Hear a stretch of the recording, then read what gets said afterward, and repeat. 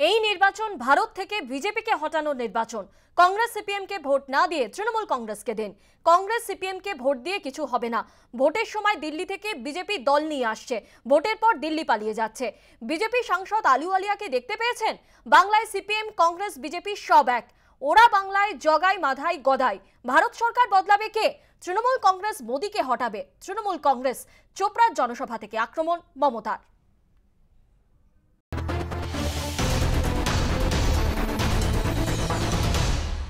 মোদি বাবু যাতে আর কোনোদিনও প্রধানমন্ত্রী না হয় তার জন্য একটা একটা করে ভোট দেওয়ার নির্বাচন।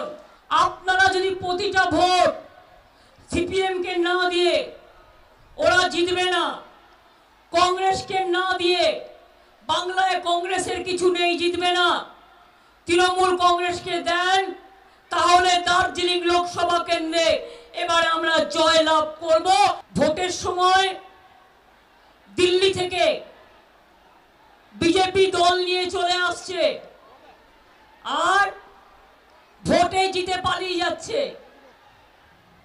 বিজেপি এখান থেকে জেতবার পর আপনারা কি বিজেপির এমপি ছিলেন আলুওয়ালিয়া, তাকে দেখতে পেয়েছেন?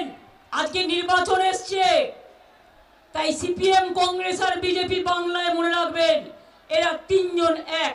এখানে সিপিএম কংগ্রেস বিজেপি জগাই মাধাই গদাই। ভারতবর্ষে এবার সরকার কে গঠন করবে বলুন তো? তৃণমূল কংগ্রেস নেতৃত্ব দেবে। ভারত সরকার বদলাবে কে? তৃণমূল কংগ্রেস। মোদীকে হটাবে কে? তৃণমূল কংগ্রেস।